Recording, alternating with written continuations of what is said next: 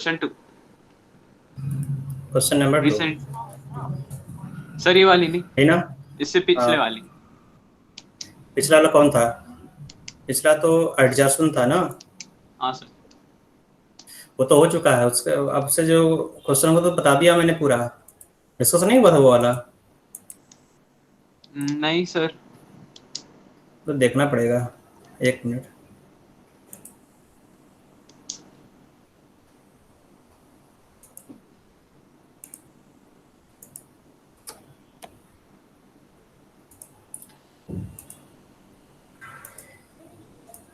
इसके बाद जो है पिछला जो भी टॉपिक उसका जो है डाउट वगैरह है ना, बाद में पूछ लेना। तो है ना, पीछे कैसे मालूम रहेगा कौन सा डीपीपी है।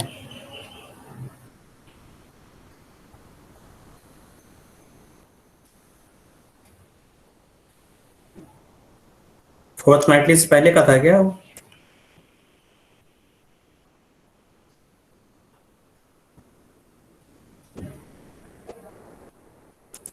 सर डीपीपी नंबर 2 सी था वो।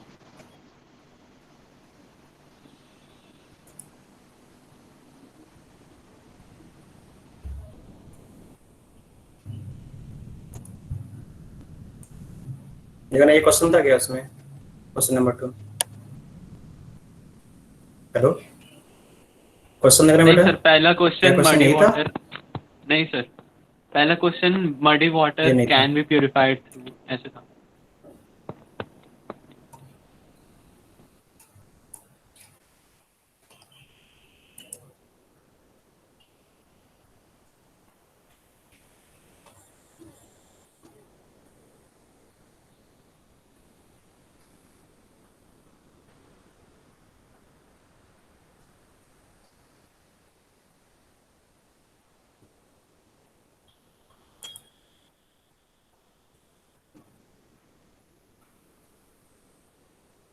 ठीक है, उसके बाद पूछ लेना। मिल नहीं रहा क्वेश्चन, ठीक है। इसमें कोई डाउट तो नहीं है? रिसेंटली जो मैंने दिया था इसमें कोई डाउट तो पूछ लो। सर ये वाली अटेम्प्ट नहीं करी। ओके ठीक है, तो आगे चलते हैं। सर एक बार जिसको गोल्ड अटेंड नंबर करना होगा समझा आप कर ही दोगे? नहीं रहे हो। बेटा गोल्ड में बताया गया था, फिर से उस पर जाना पड़ेगा लास्ट टॉपिक पर।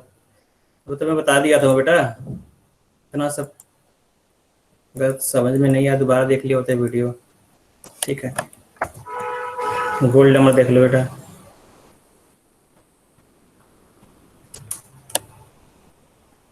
सर गोल्ड नंबर में मास किलोग्राम में लेना होता है ना? एक मिनट,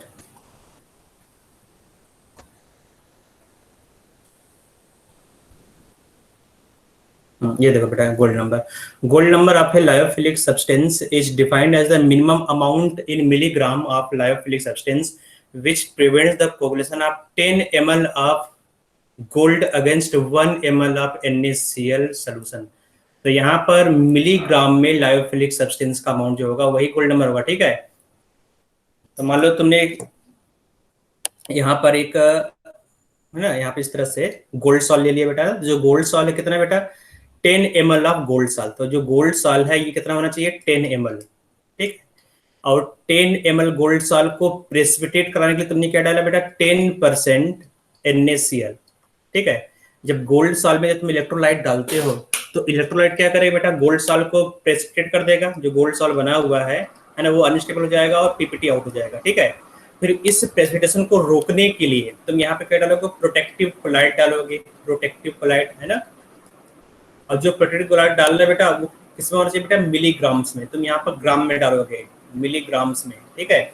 जितने मिलीग्राम तुम प्रोटेक्टिव कोलाइट्स इसमें डालोगे वही तुम्हारा गोल्ड नंबर होगा, ठीक है। Minimum amount in milligram of lyophilic substance which prevents the coagulation of 10 ml gold against 1 ml of 10% NaCl solution, ठीक है। तो ये गोल्ड नंबर है। और इसके पहले जो पॉपुलेशन था, पॉपुलेशन देखो यहाँ पर जो मैंने बताया था, मिनिमम कंसंट्रेशन ऑफ लायोफिलिक है ना, तो यहाँ पर लीटर था। समझ में आ रहा है बेटा? अगर तुम्हें पूछा जाए तुमसे कि what is the population value, तो minimum concentration of electrolyte in millilitre है ना, in millimoles per litre, it is known as coagulation value. और गोल्ड नंबर और कोगुलेशन वैल्यू दो अलग अलग चीजें हैं, ठीक है। क्लियर हुआ कि नहीं अभी? Yes sir. सर जो और कोई डाउट डीपीटीज तो में नहीं है? आंसर दिए हुए थे, जो डीपीटीज में आंसर दिए हुए थे वो अगर किलोग्राम में लेके करे तो सही हो रहे थे। इसमें वो पॉपुलेशन वैल्यू था, पॉपुलेशन वैल्यू रहा होगा बेटा, ये गोल्ड नंबर का था, गोल्ड नंबर का बेटा क्वेश्चन जो तुमने किया है। सर मैं एक बार फिर से देख लूंगी। हाँ फिर से देख लेना, तो किलोग्राम वाला तुम्हारा होगा पॉपुलेशन वैल्यू।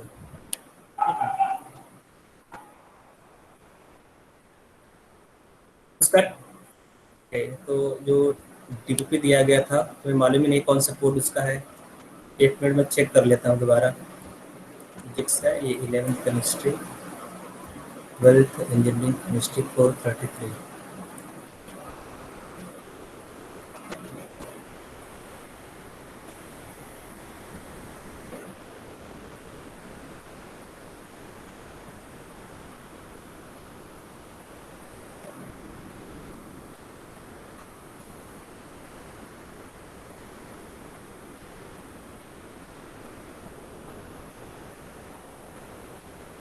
ये तो नहीं,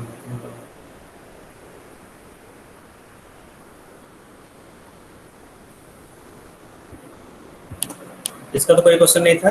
addition of gas on surface, ये नहीं क्वेश्चन सर। तो नहीं था। रेट ऑफ, ये नहीं था ना, क्वेश्चन दूसरा कुछ होगा। सर 9 क्वेश्चन थे अपने लास्ट वाले में। बेटा हेल्थ इंजीनियरिंग, मैं इसका एक डाउट देख लेता हूँ उसके बाद बताता हूँ। यही बेटा ये क्वेश्चन था, है ना? हाँ सही है ये। हम्म।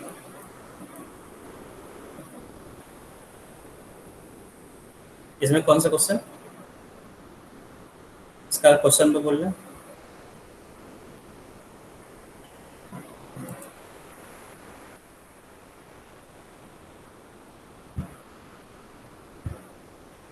अरे तुम अपना क्वेश्चन पूछो बेटा, 9th क्वेश्चन ना, 9th क्वेश्चन देख लो। For a reaction reactant gives product, the concentration of reactant changes from 0.5 molar to 0.4 molar in 30 minutes.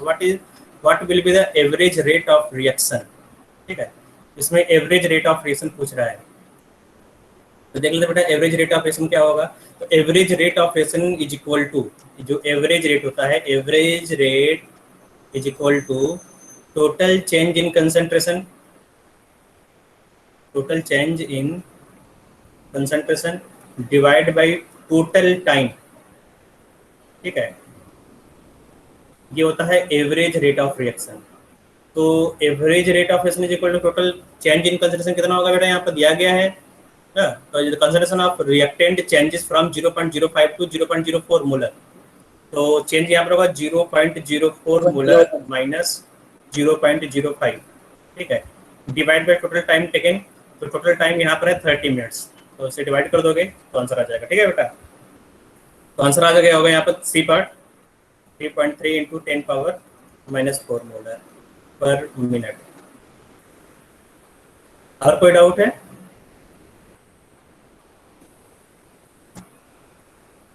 आकाश कोई डाउट तुम्हारा? No sir. ओके, तो जिसका भी डाउट है क्लियर हो गया। अभिलाष डाउट क्लियर हुआ तुम्हारा? किसी को और कोई डाउट है बेटा इस टॉपिक पर, इस डीपीपी में? ओके, तो आगे बढ़ते हैं। जी सर। तो लास्ट क्लास में मैंने बताया था केमिकल काइनेटिक्स क्या होता है, ठीक है, और इसका रिएक्शन वगैरह दिखाया था कि कैसे हम लोग इसका ग्राफ प्लॉट करते हैं, रेट ऑफ रिएक्शन क्या होता है ना। फिर उसके बाद मैंने बताया था रेट ऑफ रिएक्शन, अगर रिएक्टेंट का कंसंट्रेशन देखोगे तो टाइम के साथ डिक्रीज होगा और प्रोडक्ट का जो कंसंट्रेशन टाइम के साथ इंक्रीज होगा, है ना। तो यहाँ पे ये कंसंट्रेशन है।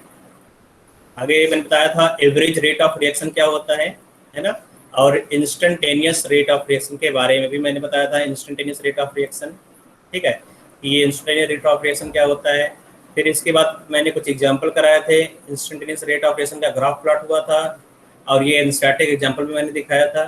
टाइप ऑफ केमिकल रिएक्शन भी मैंने बताया था कि एलिमेंट्री रिएक्शन क्या होता है, कॉम्प्लिकेटेड या कॉम्प्लेक्स रिएक्शन क्या होता है, मैकेनिज्म ऑफ रिएक्शन के बारे में भी बताया गया था लास्ट क्लास में, ठीक है। मैकेनिज्म क्या होता है, अगर मल्टी स्टेप रिएक्शन है तो वहाँ पर रिएक्शन मैकेनिज्म बोलते हैं, जो हर एक स्टेप को अगर तुम क्लियरली लिखते हो तो उसको मैकेनिज्म बोलते हैं, ठीक है। फिर इसके बाद मैंने बताया था मॉलिक्यूलरिटी क्या होता है, किसी भी रिएक्शन में जितने मॉलिक्यूल कोलाइड करके प्रोडक्ट बनाते हैं उसी को मॉलिक्यूलरिटी बोलते हैं, ठीक है। तो जो मॉलिक्यूलरिटी है, मॉलिक्यूलरिटी के बेसिस पर रिएक्शन 3 टाइप का हो सकता है, unimolecular reaction, bimolecular reaction और टर्म मॉलिक्यूलर रिएक्शन, है ना। तो यहाँ पर यूनि मॉलिक्यूलर का मॉलिक्यूलरिटी 1 होगा, बाई मॉलिक्यूलर का मॉलिक्यूलरिटी 2 होगा और टर्म मॉलिक्यूलर रिएक्शन का मॉलिक्यूलरिटी 3 हो जाएगा, ठीक है। फिर मैंने यहाँ पर नोट लिखवाया था, there are no non elementary reactions involving 4 और मोर मॉलिक्यूलरिटी, ठीक है। इसका रीजन मैंने बताया था कि प्रोबेबिलिटी वहाँ पर बहुत कम होता है, 4 molecule at a time collide करने का जो प्रोबेबिलिटी होगा नेग्लिजिबल होता है, इसलिए मॉलिक्यूलरिटी 4 नहीं हो सकता। और यहाँ पर मैंने एक एग्जांपल लिया था, ये एग्जांपल है एक कॉम्प्लिकेटेड रिएक्शन हैज, है ना, कि a complicated reaction in fact no molecularity of its own but the molecularity of each steps involved in the mechanism। तो अगर कोई कॉम्प्लिकेटेड रिएक्शन, जैसे ये रिएक्शन है twice NO + H2 gives N2 + H2O, तो इसका कोई मॉलिक्यूलरिटी नहीं है, लेकिन हर एक इंडिविजुअल स्टेप का मॉलिक्यूलरिटी तुम डिफाइन कर सकते हो, ठीक है। तो यहाँ पर हर एक इंडिविजुअल स्टेप का मॉलिक्यूलरिटी तुमने देखा। यहाँ पर देखो 2 मॉलिक्यूल है NO, तो मॉलिक्यूलरिटी इस स्टेप का 2 है, यहाँ पर भी मॉलिक्यूलरिटी 2 होगा और यहाँ पर भी मॉलिक्यूलरिटी 2 होगा। इसके बाद हम लोग आज पढ़ेंगे बेटा कॉम्प्लेक्स रिएक्शन में मॉलिक्यूलरिटी हम बोलते ही नहीं है कोई टर्म, नहीं, मॉलिक्यूलरिटी टर्म कॉम्प्लेक्स रिएक्शन के लिए नहीं डिफाइन है, केवल एलिमेंट्री रिएक्शन के लिए तो जरूरी नहीं है एलिमेंट्री रिएक्शन में कि जितने मॉलिक्यूल मतलब कि जितने मॉलिक्यूल्स यूज हो रहे हैं वो रिएक्टेंट के उतने मॉलिक्यूल्स प्रोडक्ट के, जितने मॉलिक्यूलर रिएक्टेंट का कोलाइड प्रोडक्ट बनाएगा उतना ही उसका मॉलिक्यूलरिटी होगा, ठीक है। हाँ, लेकिन प्रोडक्ट पे तो कोई इफेक्ट नहीं पड़ेगा ना उसकी मॉलिक्यूलरिटी। प्रोडक्ट कुछ भी बने कितना ही, जैसे यहाँ पे देखो प्रोडक्ट 1 है यहाँ पे, है ना, तभी मॉलिक्यूलरिटी 2, मतलब प्रोडक्ट को यहाँ पर देखना ही नहीं, प्रोडक्ट तो बन गया है ना, अगर रिएक्टेंट कोलाइड करेगा तभी तो प्रोडक्ट बनेगा। तो तुम्हें केवल रिएक्टेंट को यहाँ पर क्या करना, पूरे केमिकल रिएक्शन में जब पूरा जो केमिकल काइनेटिक्स है यहाँ पर केवल तुम्हें रिएक्टेंट को ही देखना है, ठीक है। और जहाँ पर प्रोडक्ट देखना होगा वहाँ मैं बता दूंगा कहाँ पर तुम्हें प्रोडक्ट को देखना है, कंसिडर करना है, ठीक है। आज बात आगे है रेट कंट्रोलिंग स्टेप और रेट डिटरमाइनिंग स्टेप। देखो बेटा, जो मल्टी स्टेप रिएक्शन होते हैं, मतलब जो कॉम्प्लेक्स रिएक्शन होता है उसमें एक ज्यादा स्टेप होगा, है ना, और उन 3, 4 या 5 जितने भी स्टेप्स होंगे उसमें से कोई ना कोई एक स्टेप स्लोवेस्ट स्टेप होगा। जैसे यहाँ पे देखोगे ये जो स्टेप है ना, ये वाला स्टेप, ये तुम्हें दिख रहा है जो स्लोवेस्ट स्टेप है यहाँ पर, है ना। जो स्लोवेस्ट स्टेप होता है उसी को बोलते हैं रेट डिटरमाइनिंग स्टेप। तो यहाँ पर ये जो सेकंड स्टेप है ये रेट डिटरमाइनिंग स्टेप या स्लोवेस्ट स्टेप है। इसका डेफिनेशन देख लो, the rate controlling step, the rate of overall reaction and the rate of product formation evidently cannot be faster than the rate of slowest reaction. Slowest step of mechanism is known as RDS. RDS मतलब rate determining step, ठीक है। तो mechanism का जो slowest step है उसी को RDS या rate determining या rate controlling step बोलते हैं। अब ये rate controlling step क्यों बोलते हैं बेटा, इसको देख लो। मान लो तुमने कोई एक प्लांट लगाया है ना, उस प्लांट में कुछ बन रहा है, मान लो तुमको उस प्लांट में एक पेन बनाना है, ठीक है। तो पेन का 2 पार्ट होगा, एक तो पेन हो गया तुम्हारा, उसका बॉडी हो गया, है ना, इस तरह से, और दूसरा उसका कैप हो गया, ठीक है, ये इसका कैप हो गया पेन का। तो ये दोनों मिलकर एक कंप्लीट पैकेज बनता है पेन का, इस तरह से, ठीक है। तो यहाँ पे एक कंप्लीट पेन बन गया। तो अब इस प्लांट में 2 है, एक ए बन रहा है और बी बन रहा है, ए और बी मिलकर यहाँ प्रोडक्ट पी बना रहा है, ठीक है। ध्यान से देखना बेटा, यहाँ पर जो पेन है, पेन ए हो गया और पेन का जो कैप है वो बी है। तो अब जो ए है, ए को बनाने के लिए एक दिन में जो ए बन रहा है बेटा वो 100 यूनिट बन रहा है, ठीक है। जो प्लांट है बेटा, प्लांट में ए 100 यूनिट पर डे बन रहा है, लेकिन जो बी है वो 500 पर डे बना रहे हो, ठीक है। तो तुम देखोगे यहाँ पर जो ए है, जो बॉडी है पेन का, वो एक दिन में केवल 100 ही बना पा रहे हो, और जो कैप है वो पर डे तुम 500 बना ले जा रहे हो। तो अगर पर डे रेट निकाला जाए कि पर डे तुम कितना पेन प्रोड्यूस कर पाओगे, maximum pain produce per day is equal कितना होगा बेटा? 100 ही होगा, है ना। इसका मतलब अगर तुम्हें कंट्रोल करना है, इस रिएक्शन को कंट्रोल करना है, तो किसको इंक्रीज करना पड़ेगा, किस रेट को इंक्रीज करना पड़ेगा, ए को या बी को? ऑब्वियसली ए को, जो स्लो स्टेप है उसे तुम्हें इंक्रीज करना पड़ेगा, है ना। तो जो स्लोवेस्ट स्टेप है वही रेट को कंट्रोल कर रहा है, वही जो फाइनल प्रोडक्ट है उसको कंट्रोल कर रहा है। तो हमें पूरा का पूरा केयर स्लोवेस्ट स्टेप को ही देखना पड़ेगा, ठीक है। केयर हमें करना पड़ेगा स्लोवेस्ट स्टेप को। जो फास्ट स्टेप है ना, वो तो ऑलरेडी फास्ट है, उसको केयर करने की कोई जरूरत नहीं है। तो हम जब भी कैलकुलेशन करेंगे आगे कैलकुलेशन के लिए हम लोग क्या देखेंगे बेटा? स्लोवेस्ट स्टेप, और स्लोवेस्ट स्टेप को ही हम लोग यहाँ पे क्या बोलेंगे? RDS step. तो ये क्या होगा बेटा? ये हो जाएगा rate determining step, RDS step. हाँ पूछो, किसी कोई डाउट तो पूछ सकते हैं। समझ में आ गया होगा बेटा कि आरडीएस स्टेप क्या है या रेट कंट्रोलिंग स्टेप क्या है। आगे चलते हैं। आगे है रेट लॉ और रेट एक्सप्रेशन, ठीक है। इसको केयरफुली देखना बेटा, ये बहुत ही इंपॉर्टेंट टॉपिक है ना, रेट लॉ और रेट एक्सप्रेशन। इसी तरह आगे जितने भी क्वेश्चन है इससे पूछा जाता है, एडवांस क्वेश्चन, ठीक है। देखो यहाँ पर the rate law is the expression in which rate is given in terms of molar concentration of reactant with each term raised to some power which may be same as the stoichiometric coefficient of the reacting species in balanced chemical reaction. The mathematical equation expressing the concentration dependence of rate is commonly known as the rate law or rate expression of the reaction, ठीक है। तो अभी ये तो तुम्हारा definition हो गया, इससे ज़्यादा कुछ समझ में नहीं। ये डेफिनेशन अगर एग्जाम में पूछा है तो इस तरह तुम लिखोगे। अब देखो बेटा कि कैसे हम लोग रिएक्शन का रेट लिखते हैं। तो यहाँ पर एक रिएक्शन दिया गया है, इसको ध्यान से देखना। Reaction A gives A times A plus B times B gives product, ठीक है। इस रिएक्शन को देखो, ये मैंने हाईलाइट कर दिया इसको, ठीक है। तो यहाँ पर A और B रिएक्ट करके प्रोडक्ट बना रहा है। तुम लोगों ने क्लास 11th में लॉ ऑफ मास एक्शन पढ़ा होगा, पढ़ा है ना, केमिकल काइनेटिक्स में, केमिकल इक्विलिब्रियम में पढ़ा होगा, है ना। बस उसी तरह से यहाँ पर भी है, ठीक है। तो for this given reaction A times A plus B times B gives product, rate is directly proportional to the concentration of each reactant। देखो यहाँ पर A और B क्या बेटा? स्क्वायर ब्रैकेट A तुम्हारा ये हो गया रिएक्टेंट, स्क्वायर ब्रैकेट B हो गया रिएक्टेंट B, है ना। Raise to the power some number. यहाँ देखो जो स्मॉल m और स्मॉल n है, ये स्टोइचोमेट्रिक कोएफिशिएंट हो भी सकता है और नहीं भी। यहाँ पर मैंने m और n लिखा है, ठीक है। इसका मतलब जरूरी नहीं कि जो स्टोइचोमेट्रिक कोएफिशिएंट है वही m और n हो। अगर ये एलिमेंट्री रिएक्शन तो उसके बाद में करेंगे हम लोग, ठीक है। पहले यहाँ देख लो, तो ये रिएक्शन दिया गया है। तो स्मॉल a क्या होगा बेटा? रिएक्टेंट 1, तो ये रिएक्टेंट हो गया। स्मॉल b भी क्या है बेटा? रिएक्टेंट 2 होगा, ठीक है। तो दोनों रिएक्टेंट के जो पावर बेटा है, जो एक्सपोनेंट उसके ऊपर कुछ पावर है ना, यहाँ पे देखो एक्सपोनेंट m है और n है। तो जो m और n है उसे बोलते हैं order of reaction with respect to a। यहाँ पर क्या बेटा? Order with respect to b।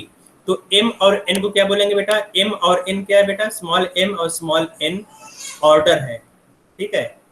अब यहाँ पे एक न्यू टर्म आ गया बेटा, ऑर्डर, ठीक है। इससे पहले तुमने जो डिफाइन किया था वो था मॉलिक्यूलरिटी।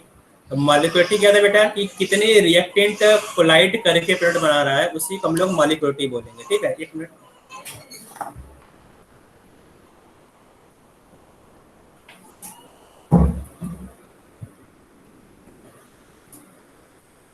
ठीक बेटा, इतना समझ में आ रहा होगा, है ना? Yes sir, yes okay. Sir. तो अब यहाँ पर ऑर्डर क्या है? ऑर्डर टोटली डिफरेंट चीज है यहाँ पर। तो ऑर्डर क्या होता है बेटा?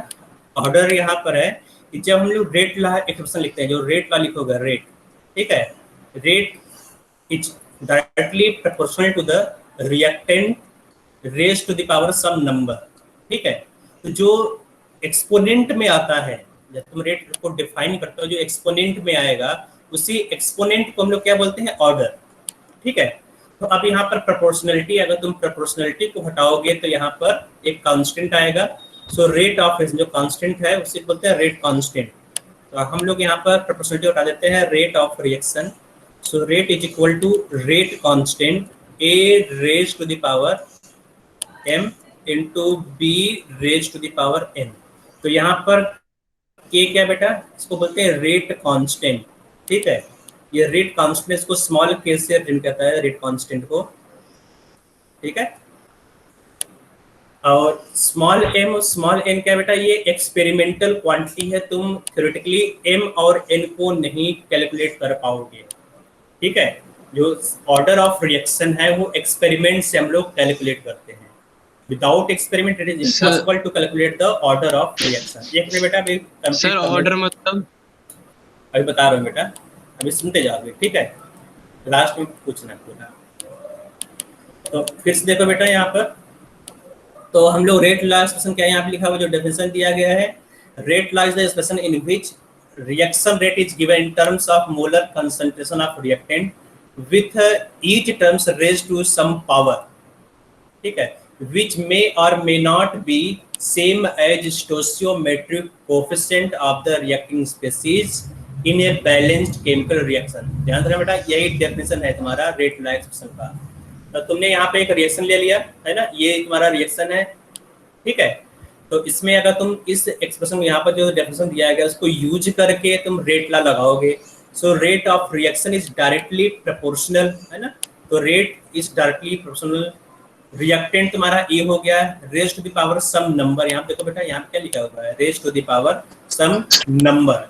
ठीक है, raise to the power some number, है ना, which may or may not be stoichiometric। जो m और n है वो stoichiometric फंक्शन हो भी सकता है और नहीं भी। याद रखो बेटा, यहाँ पर m और n क्या है, एक नंबर है, number, where m and n are number which is known है, ये कांस्टेंट होता है बेटा, m और n कांस्टेंट एक नंबर है, इस कांस्टेंट नंबर को बोला गया यहाँ पर ऑर्डर। ठीक है, तो अब ऑर्डर क्या होता है, कैसे तुम डिफाइन करोगे, order is the exponent present in rate law expression. जो रेट लॉ एक्सप्रेशन है उसमें जो एक्सपोनेंट होगा उसी एक्सपोनेंट को क्या बोलेंगे, ऑर्डर ऑफ रिएक्शन या फिर ऑर्डर।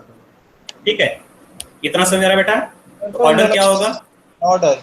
हाँ हाँ बेटा बोलो।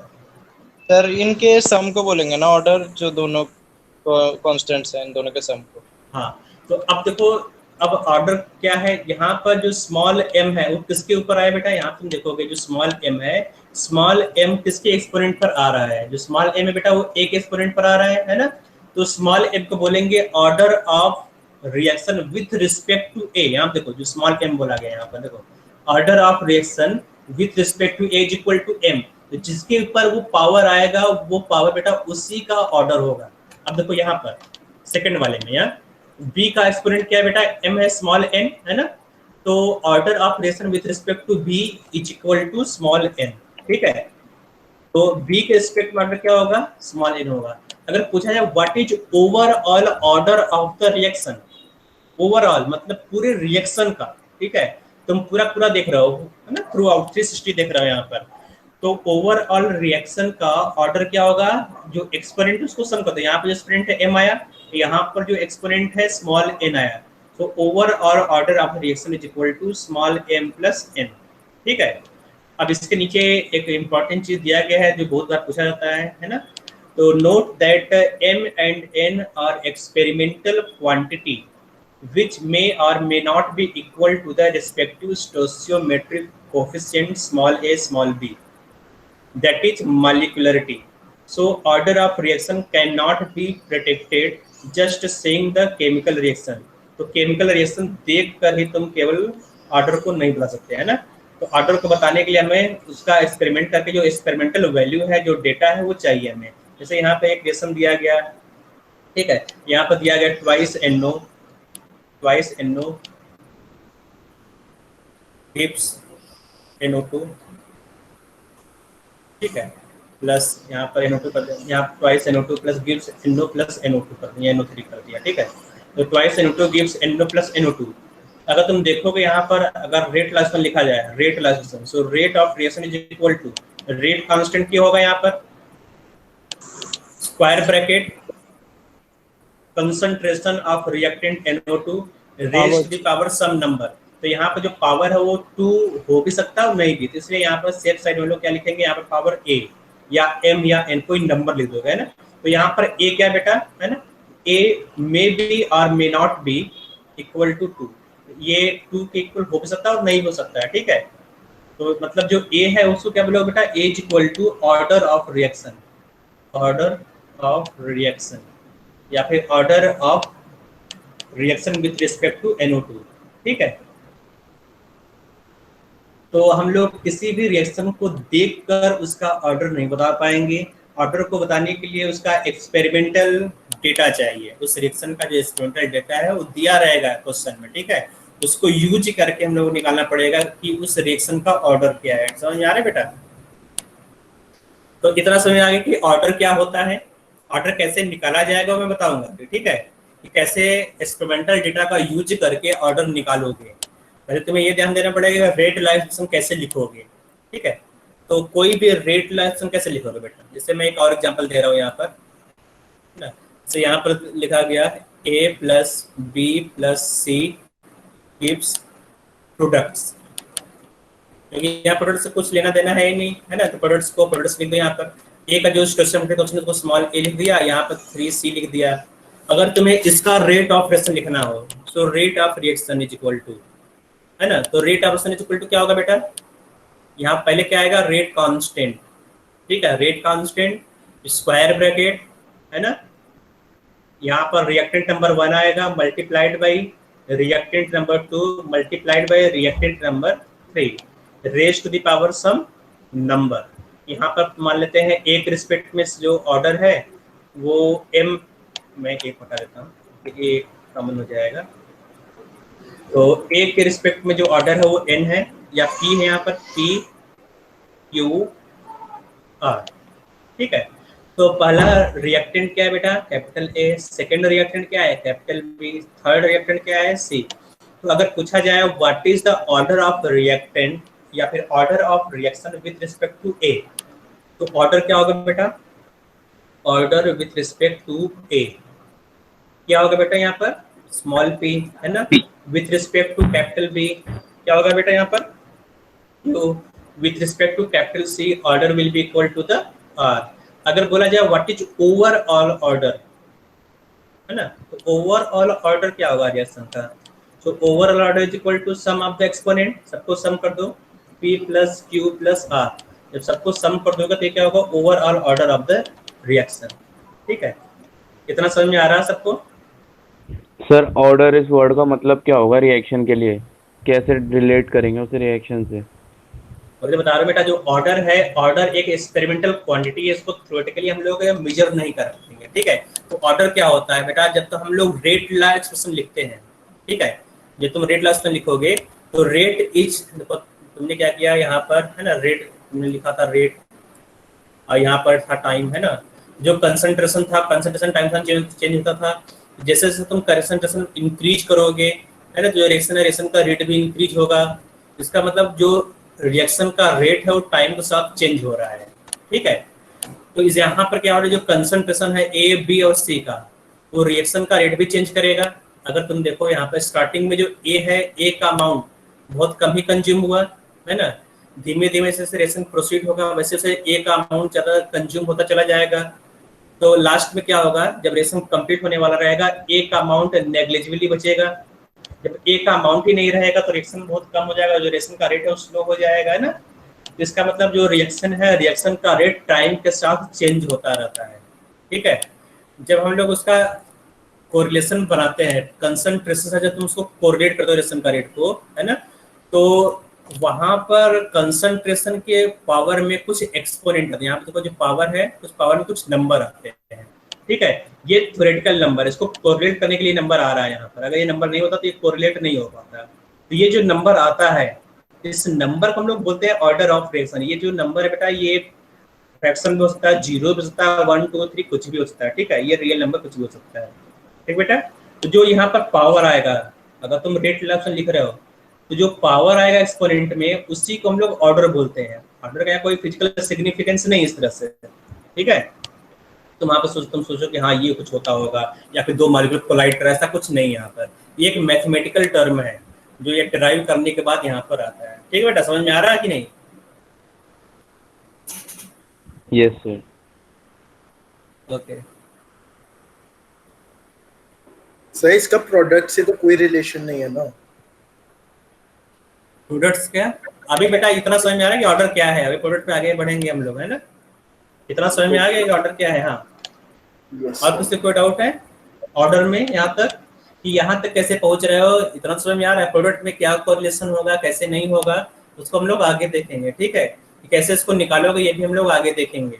तो अभी तो ये समझ में आना चाहिए कि तुम्हें रेट रिएक्शन कैसे बनाना है। जैसे एक मैं और रिएक्शन दे रहा हूँ यहाँ पर, है ना? तो यहाँ पे एक रिएक्शन है CH3Cl plus NaOH gives CH3OH plus NaCl। ठीक है, तो अब यहाँ पर CH3 जो अल्कोहल है, मिथेनॉल, और NaCl सॉल्ट है, ये प्रोडक्ट्स में है। ठीक है, तो रेट लॉ एक्सप्रेशन में प्रोडक्ट नहीं आता है। जब तुम रेट लॉ लिखोगे, यहाँ पर रेट लॉ लिखोगे, रेट को मैंने यहाँ पर आर लिख दिया, तो यहाँ पर प्रोडक्ट नहीं आएगा। तो अब तुम बताओ बेटा, आकाश तुम बताओ कि अब रेट लॉ एक्सप्रेशन कैसे लिखोगे यहाँ पर? तो R is equal to small, हाँ, constant k square bracket CH3Cl square bracket CH3Cl raise to the power, हाँ, A स्मॉल ए करते हो, हाँ ठीक है, into square bracket NaOH NaOH to the power B। B। हाँ, तो ये स्मॉल ए और स्मॉल बी क्या बेटा? Order of reaction with respect to CH3Cl and NaOH। तो स्मॉल ए क्या बेटा? Small a is equal to order with respect to CH3Cl। ठीक है, अगर स्मॉल बी की बात की जाए, स्मॉल बी क्या बेटा? Order with respect to NaOH। तो अब यहाँ पे कोई प्रोडक्ट नहीं आ रहा है, तो प्रोडक्ट के यहाँ पर कोई लेना देना नहीं। जब तक मैं नहीं बोलूँ प्रोडक्ट को यूज करना है, वहां तब तक तुम नहीं करोगे। ठीक है, प्रोडक्ट का यूज नहीं होता है केमिकल काइनेटिक्स में। हाँ, सर बोलो। ये एलिमेंट्री हाँ, और बोलो। कॉम्प्लेक्स दोनों रिएक्शंस के लिए सेम ही होगा ना? पहले इतना बता रहा बेटा, इतना समझ में आ रहा है? अभी एलिमेंट्री आगे रिएक्शन है यहाँ पर, ना? देखो यहाँ पे सब रिएक्शन आगे तुम्हें मिलेगा, एलिमेंट्री रिएक्शन के लिए भी मिलेगा तुम्हें। ठीक है, ये ज्यादा समझ में आ रहा है कि ऑर्डर के क्या होता है? अगर कोई रिएक्शन दिया गया कैसे तुम लिखोगे, वहां पर ए और बी कैसे लिखोगे? अब देखो बेटा, आगे है distinction between order and molecularity. ठीक है, अब डिस्टिंक्शन देख लेते हैं, उसके बाद फिर ऐसे दोबारा हम लोग आएंगे ऑर्डर के ऊपर। तो डिस्टिंक्शन क्या है बेटा? क्या यहाँ पर डिफरेंसेस है? तो number 1, molecularity is a theoretical property. जो मॉलिक्यूलरिटी हम लोग थ्योरेटिकल रिएक्शन को देख के बता सकते हैं कि हाँ यहाँ पर दो मॉलिक्यूल कोलाइड है। यहाँ पर देखो CH3Cl और NaOH दो मॉलिक्यूल कोलाइड कर रहा है, तो CH3Cl जब NaOH से रिएक्ट करेगा तभी प्रोडक्ट बनेगा। इसका मतलब यहाँ पर जो मॉलिक्यूलरिटी इस रिएक्शन का 2 है। ठीक है, एंड इट कंसर्न, देखो यहाँ पे क्या, molecularity is theoretical quantity and it concern with mechanism while order is an experimental property and it concern with kinetics. ठीक है, तो जो मॉलिक्यूलरिटी है, मॉलिक्यूलरिटी मैकेनिज्म में आता है। अगर कोई कॉम्प्लीमेंट्री रिएक्शन है, कोई कॉम्प्लेक्स रिएक्शन है, तो कॉम्प्लेक्स रिएक्शन के हर एक स्टेप का मॉलिक्यूलरिटी डिफाइन होता है यहाँ पर, है ना? तो यहाँ पर जो रिएक्शन मैकेनिज्म है, तो रिएक्शन मैकेनिज्म में हर एक स्टेप का तुम्हें मॉलिक्यूलरिटी लिखा है यहाँ पर। जो मॉलिक्यूलरिटी है किस पर डिपेंड बेटा? मैकेनिज्म पर डिपेंड करता है मॉलिक्यूलरिटी। ठीक है, लेकिन अगर हम लोग ऑर्डर की बात करें, जो ऑर्डर होता है, ऑर्डर किस पर डिपेंड करेगा? ऑर्डर केवल और केवल एक्सपेरिमेंटल क्वांटिटी, जो एक्सपेरिमेंटल वैल्यू है या जो काइनेटिक्स उस पर डिपेंड करेगा। ठीक है, एक्सपेरिमेंटल प्रॉपर्टी बेटा, and it concern with kinetics. Point 2, molecularity is always integer. क्यों इंटीजर होगा बेटा? क्योंकि जब दो मॉलिक्यूल कोलाइड करेगा तो वो, है ना, एक इंटीजर होगा। दो मॉलिक्यूल कोलाइड करेगा, 3 मॉलिक्यूल कोलाइड करेगा तो एक नंबर आएगा, है ना? तो 1.5 मॉलिक्यूल कोलाइड करे, ऐसा कोई मीनिंग नहीं है ना। फ्रैक्शन मॉलिक्यूल कोलाइड नहीं कर सकता। जब भी मॉलिक्यूल कोलाइड करेगा तो इंटीग्रल मॉलिक्यूल ही कोलाइड कर सकता है।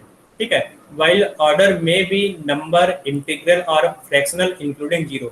जो ऑर्डर बेटा ये एक्सपेरिमेंटल वैल्यू है।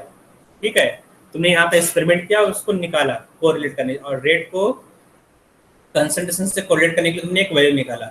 ये वैल्यू बेटा फ्रैक्शनल हो सकता है। ठीक है, मतलब फ्रैक्शनल होती है।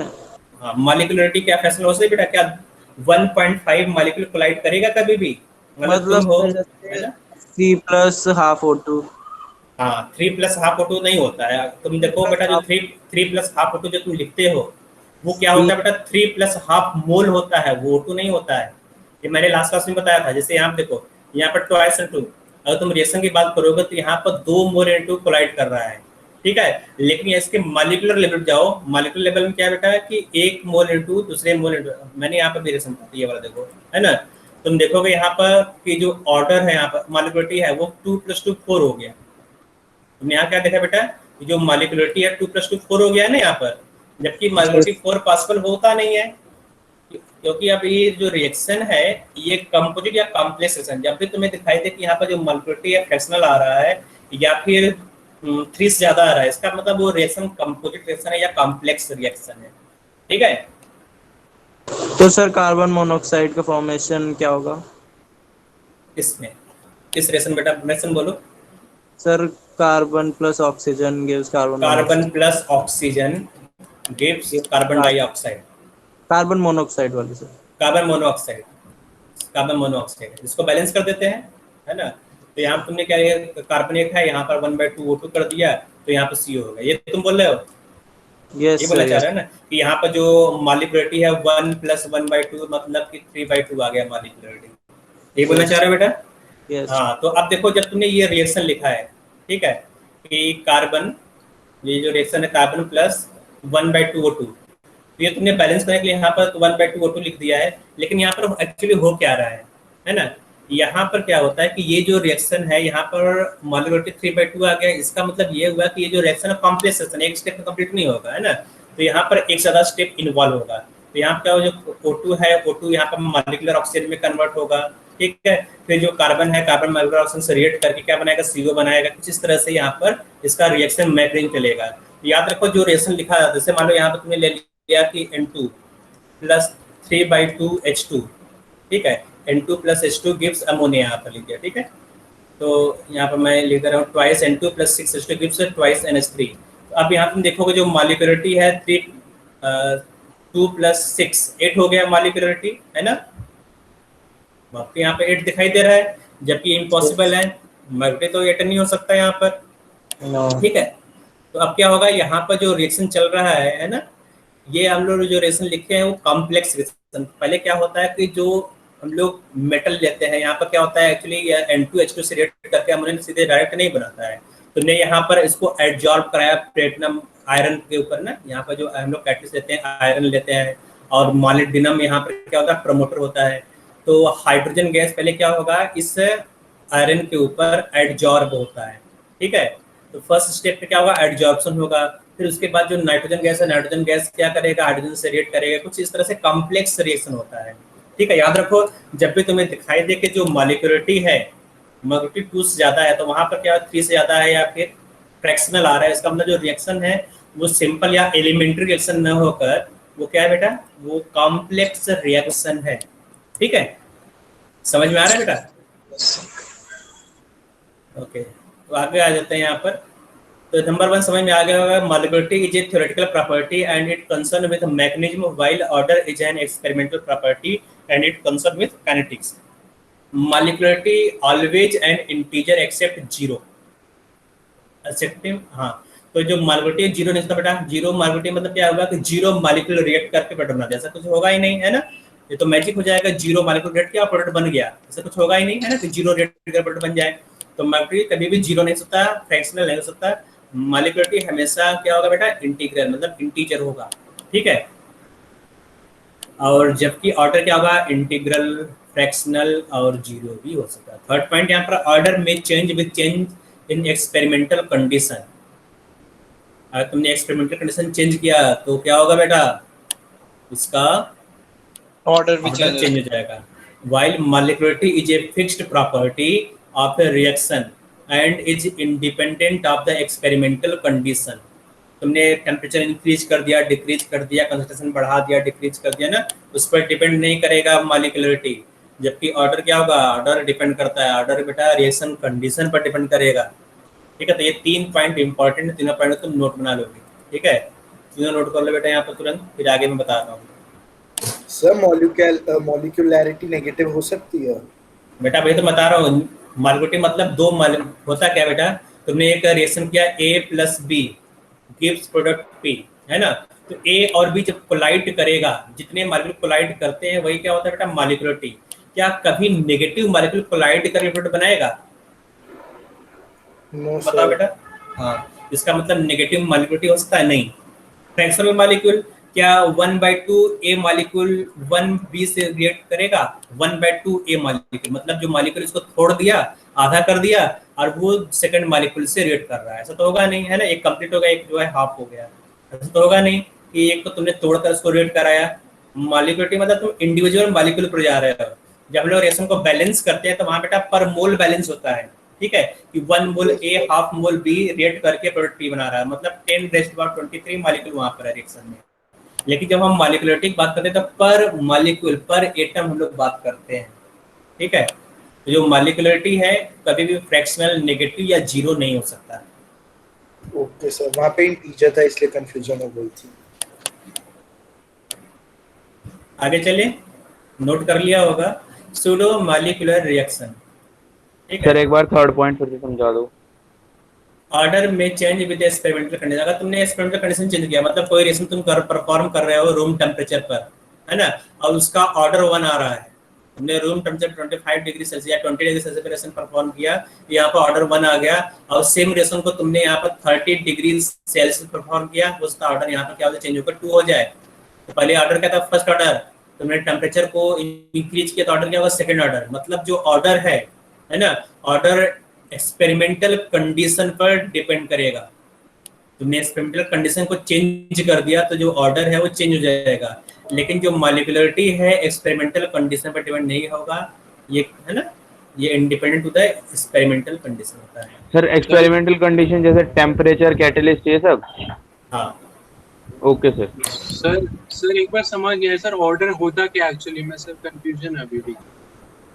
ऑर्डर बेटा एक्सपेरिमेंटल वैल्यू होता है। देखो जब भी तुम कोई रिएक्शन लिखते हो, जैसे मैंने यहाँ पर ये रिएक्शन लिखा है ना, ABC, ये तीनों रिएक्ट का प्रोडक्ट बनाएगा, ठीक है। जब तुम एक्सपेरिमेंट करते हो तो जो रिएक्टेंट है, रिएक्टेंट का कंसंट्रेशन तुम रेट से कोरिलेट करते हो, ठीक है। तुमने क्या किया, एक रिएक्शन पर तुमने क्या किया, बीकर में रिएक्टेंट को ABC को इसमें डाल दिया, ABC को, अब ये प्रोडक्ट में चेंज हो रहा है, ठीक है। तो अब तुम क्या कर रहे हो, यहाँ पर तुम रेट को मेजर करो, स्टॉप वॉच ले ले यहाँ पर, है ना, कि यहाँ पर क्या हो रहा है कि कितने टाइम पर ये प्रोडक्ट बनेगा, ठीक है। तो तुमने क्या किया, 10 मिनट पर 1 ग्राम बना या फिर 10 ग्राम बना, फिर तुमने 20 मिनट लिए यहाँ पर, है ना, तो 2 ग्राम हो गया, 1 ग्राम से 2 ग्राम हो गया, फिर इसका तुम मेजर कर रहे हो, ठीक है। तो अब तुमने क्या किया, जो रिएक्टेंट है, रिएक्टेंट के कंसंट्रेशन को रेट के साथ कोरिलेट कर रहे हो। तुम्हारे पास नोन क्वांटिटी क्या है, नोन तुम्हारे पास है कंसंट्रेशन ऑफ रिएक्टेंट, ठीक है, और जो रेट है, रेट तुम्हारे पास, तुमने रेट को मेजर किया एक्सपेरिमेंट से, ठीक है, कि कितना ग्राम प्रोडक्ट बन रहा है पर मिनट या पर सेकेंड, तुमने उसको मेजर कर लिया। अब क्या हुआ कि जो रेट है, rate is directly proportional to the reactant, ये होता है, ठीक है। अब तुमने क्या किया, इसको कोरिलेट करने की कोशिश कर रहे हो। जब तुम इसको कोरिलेट करते हो तो इसकी एक्सपोनेंट में कुछ कांस्टेंट आता, नंबर आता है ना, और जब तुम इसको इक्वेट करोगे तो यहाँ पे कांस्टेंट आएगा। तो एक यहाँ पे बेटा जब रेट को तुम कंसंट्रेशन से कोरिलेट करते हो, एक कांस्टेंट यहाँ पर आएगा, एक कांस्टेंट इसके एक्सपोनेंट में आता है, ठीक है।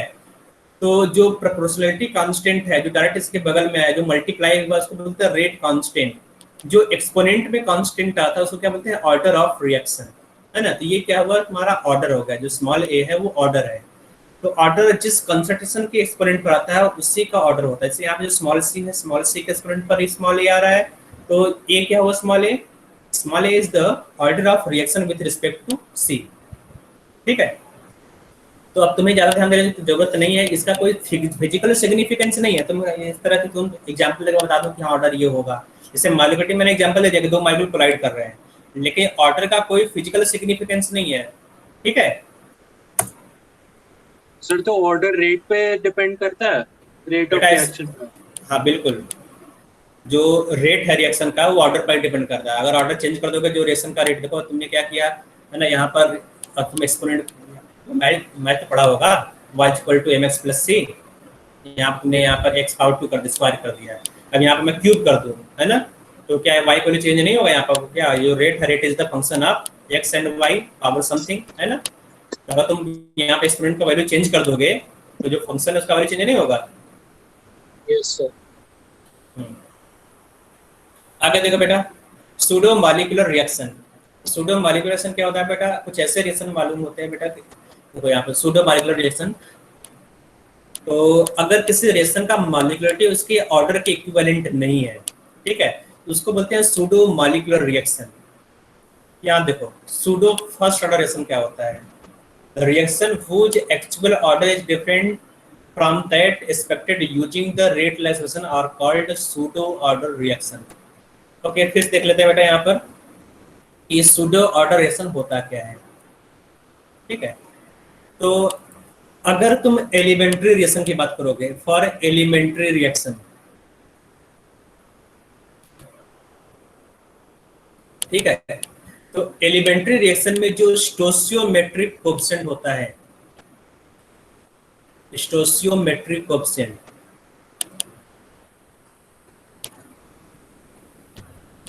इज इक्वल टू द, जो स्टोशियोमेट्रिक कोएफिशिएंट होगा वही क्या होगा बेटा? Order of reaction.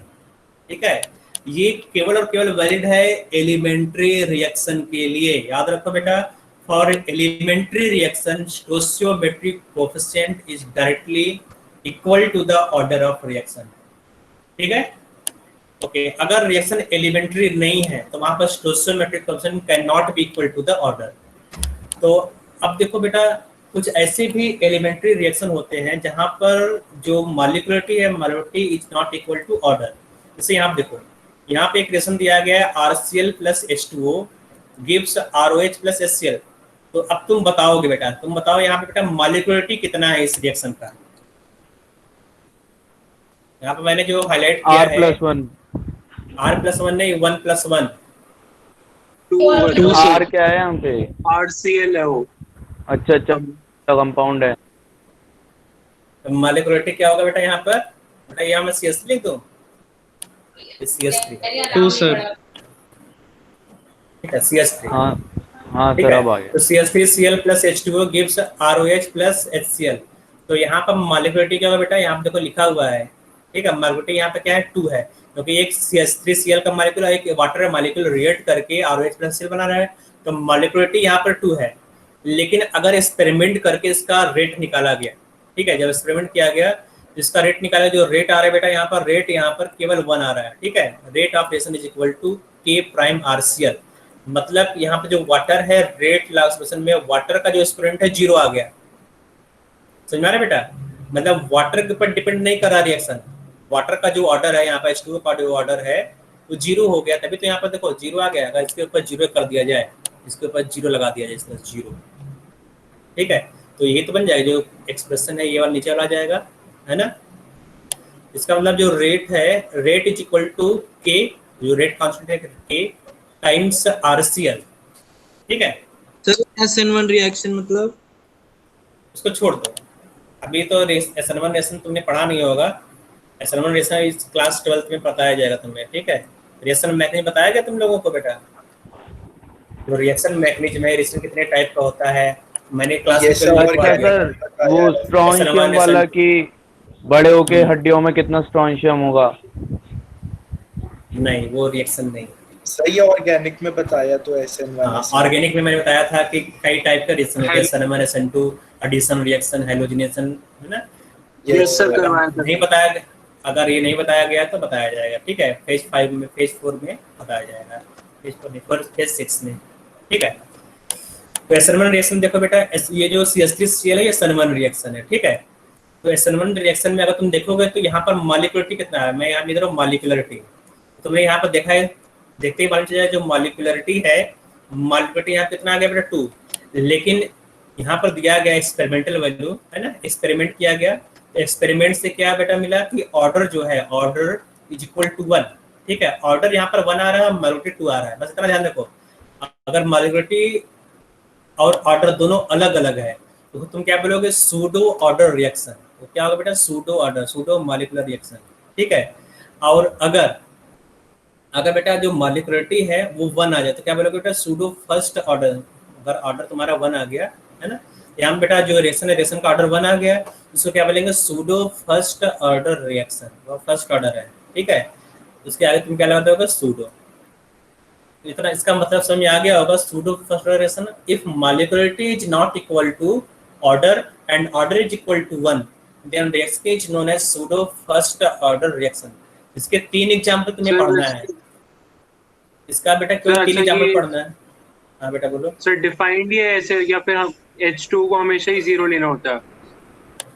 नहीं, इस तरह यहाँ पे डिफाइन किया गया है, ठीक है। जब जरूर तुम रिएक्शन को देखोगे यहाँ पर, अगर एस देखो 3 रिएक्शन यहाँ पर है, अगर SN1 रिएक्शन है, ठीक है, तुम्हें कैसे मालूम चलेगा SN1 रिएक्शन है या नहीं है, क्योंकि तुम्हें फेज 6 में बताया जाएगा और फेज 6 के बाद तुम्हें एग्जाम देना होगा, ठीक है। तुम्हें मालूम चल जाएगा SN1 रिएक्शन है या नहीं, ठीक है। तो अगर SN1 रिएक्शन है तो उसका मतलब हो गया वो सूडो फर्स्ट ऑर्डर रिएक्शन। दूसरा हो गया हाइड्रोलिसिस ऑफ एस्टर, तो RCOOR प्राइम प्लस H2, ये क्या है बेटा, ईस्टर है। ईस्टर फॉर्मूला मालूम है ना, ठीक है। RCOOR प्राइम, इसको भी ईस्टर बोलते हैं, ठीक है, इस तरह भी लिखा जाता है ईस्टर को। तो ईस्टर और वाटर से अगर रिएक्ट करता है तो यहाँ पर क्या होगा बेटा, हाइड्रोलिसिस ऑफ ईस्टर।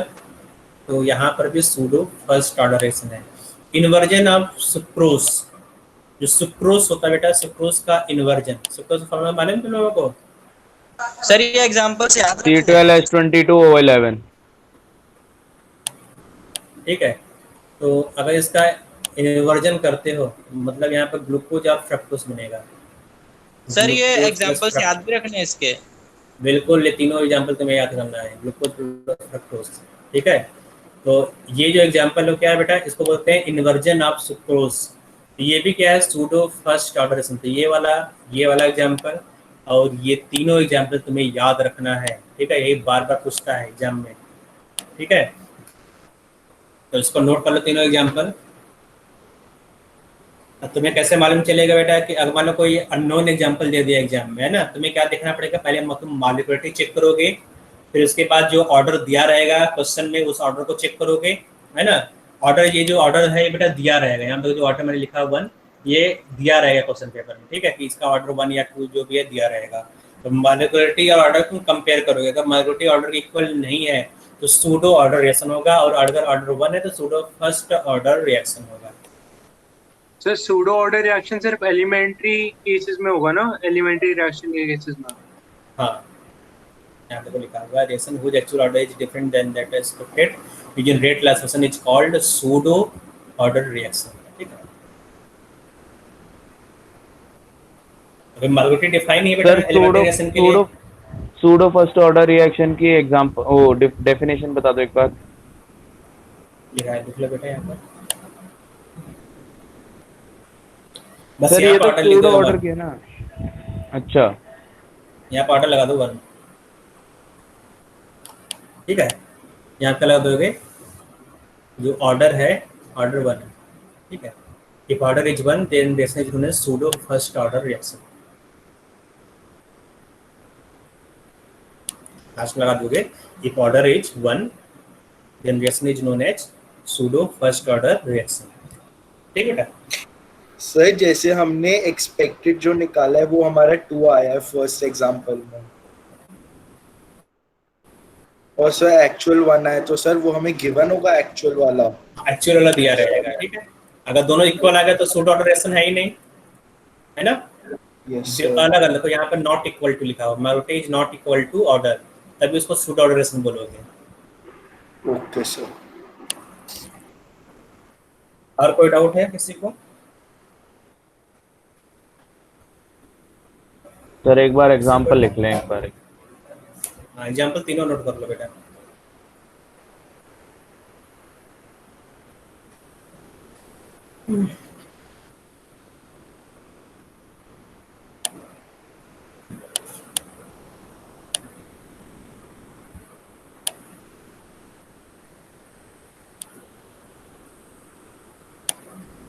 हो गया एग्जाम्पल, नोट कर लिया? No sir.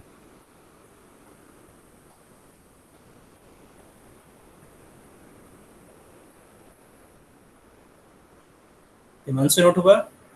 हिमांशु, ईशान,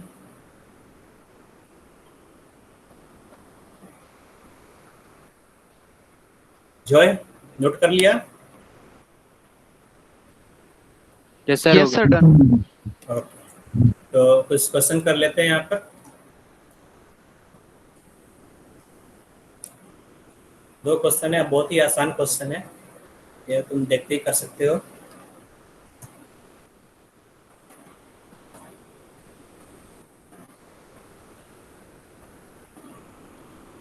अब यहाँ पर ठीक है, सेम एग्जांपल यहाँ दिया गया है, ठीक है।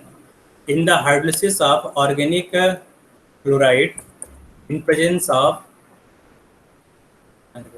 presence of excess of water R0 plus H2O gives ROH plus HCl, ठीक है। तो यहाँ पर करेक्ट ऑप्शन बताना है ना। तो यहाँ पर जो मॉलिक्यूलरिटी देखो यहाँ पर है ना, यहाँ मॉलिक्यूलरिटी देखो यहाँ पर 1 2, तो मॉलिक्यूलरिटी 2 हो गया, लेकिन जो रिएक्शन का ऑर्डर है वो क्या है, 1 है ना, इसलिए क्या है, सूडो ऑर्डर रिएक्शन है। सर यहाँ तो गिवन ही नहीं है कि रिएक्शन का ऑर्डर क्या है।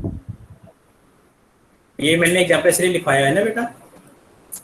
अच्छा, तो मतलब ये तीनों एग्जाम्पल याद करना है बिल्कुल। हर जगह सर यही एग्जांपल आएंगे।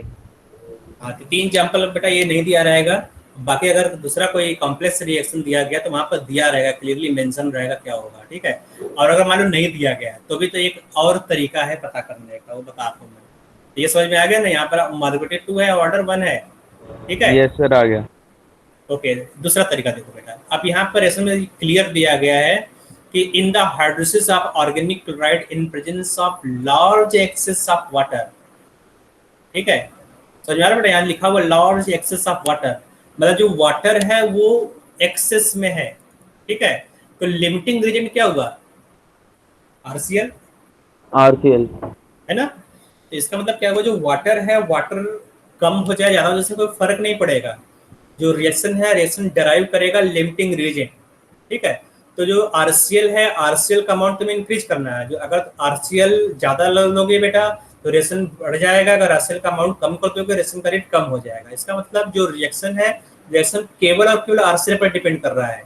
इसका मतलब जो मॉलिक्यूलरिटी है वो 2 तो है यहाँ पर, लेकिन जो ऑर्डर है, ऑर्डर क्या होगा बेटा, 1। याद रखो, जो एक्सेस में होता है उसका ऑर्डर, उसका जो एक्सपोनेंट है 0 हो जाएगा, ठीक है। जो अमाउंट, जो भी सब्सटेंस एक्सेस में दिया गया हो, चाहे वाटर हो, चाहे अल्कोहल, चाहे कोई दूसरा कोई सब्सटेंस, अगर वो एक्सेस में है तो उसका ऑर्डर 0 हो जाएगा।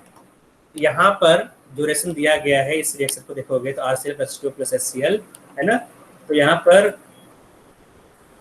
इस रिएक्शन में जो RCl है, RCl का ऑर्डर अगर लिखोगे, ऑर्डर, है ना, तो ऑर्डर यहाँ पर RCl क्या होगा, 1 होगा, और वाटर का ऑर्डर क्या होगा बेटा, यहाँ पर 0, है ना। तो जो रेट क्या होगा, rate is equal to rate constant into concentration of RCl raise to the power 1, concentration of H2O raise to the power 0।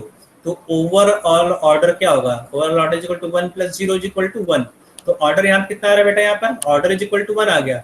और जो मॉलिक्यूलरिटी है, तो कोई 1 + 1 करोगे तो जो मॉलिक्यूलरिटी यहाँ पर है, मॉलिक्यूलरिटी, है ना, तो मॉलिक्यूलरिटी यहाँ पर 2 आ गया और ऑर्डर 1 आ गया, and molecularity is not equal to order, ठीक है। इसका अंदर जो रिएक्शन है वो सूडो फर्स्ट ऑर्डर रिएक्शन है, ठीक बेटा। अब समझ में आ गया सर, यहाँ पे RCl का ऑर्डर हमने डायरेक्टली 1 कैसे लिख दिया। तो देखो बेटा, जो लिमिटिंग रिएजेंट है ना, लिमिटिंग रिएजेंट ही रिएक्शन को डिराइव करता है। तो यहाँ पे जो लिमिटिंग रिएजेंट है वो RCl है, और जो H2O है वो क्या है बेटा, एक्सेस में। तो एक्सेस वाला जो होगा बेटा उसका ऑर्डर तुम जिक्र करोगे यहाँ पर। सर RCl का 2 नहीं हो सकता था यहाँ पे। हाँ, तो अब देखो, जो एलिमेंट्री रिएक्शन है, एलिमेंट्री रिएक्शन में जो स्टोइचियोमेट्रिक कोएफिशिएंट है वही उसका ऑर्डर हो जाएगा, ठीक है। अगर कुछ नहीं दिया गया तो हम लोग रिएक्शन को एलिमेंट्री रिएक्शन अज्यूम करते हैं। Okay sir, okay sir. अगर यहाँ पे RCl हमें लिमिटिंग रिएजेंट नहीं, अगर हमें एक्सेस में दिया होता और H2O लिमिटिंग में दिया होता, तो इसका ऑर्डर जो डिफाइन होता वो RCl की पावर 0 हो जाती, कंसंट्रेशन की पावर 0 होता है। हाँ, RCl कंसंट्रेशन 0 हो जाता है और H2 पावर 1 हो जाता है। Okay sir. नेक्स्ट क्वेश्चन देखते हैं बेटा।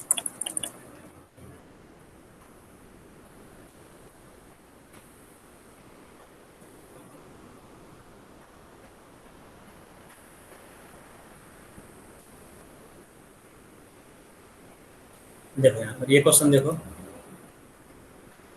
Under what condition a bimolecular reaction में be kinetically first order. Bimolecular क्या होगा बेटा, मॉलिक्यूलरिटी यहाँ पर 2 है, ठीक है। तो किस कंडीशन पर बाइमॉलिक्यूलर रिएक्शन फर्स्ट ऑर्डर रिएक्शन हो जाएगा बेटा? 4 ऑप्शन दिया गया है, अभी मैंने इसको डिस्कस किया। अगर कोई एक रिएक्टेंट लार्ज एक्सेस में हो, ठीक है, एक्सेस में जो एक रिएजेंट, तो उसका पावर 0 हो जाएगा, है ना। तो बाइमॉलिक्यूलर क्या हो जाएगा? यूनिमॉलिक्यूलर बाइमॉलिक्यूलर जो रिएक्शन उसका ऑर्डर 1 हो जाएगा, ठीक है। मानो इस तरह से रिएक्शन दिया गया A + B gives product P। जो B है, B को तुमने एक्सेस में ले लिया, तब क्या बचा? केवल जो रिएक्शन केवल A पर डिपेंड करेगा, तो जो ऑर्डर हो जाएगा बेटा क्या हो जाएगा? Order is equal to 1। लेकिन जो मॉलिक्यूलरिटी है, मॉलिक्यूलरिटी क्या होगा? A B से जब रिएक्ट करेगा तभी प्रोडक्ट बनेगा, तो मॉलिक्यूलर यहाँ पे क्या होगा? 1 + 1 2। तो मॉलिक्यूलरिटी यहाँ पर 2 है, लेकिन ऑर्डर यहाँ पर 1 है, and order is not equal to molecularity, तो क्या होगा? Pseudo unimolecular reaction.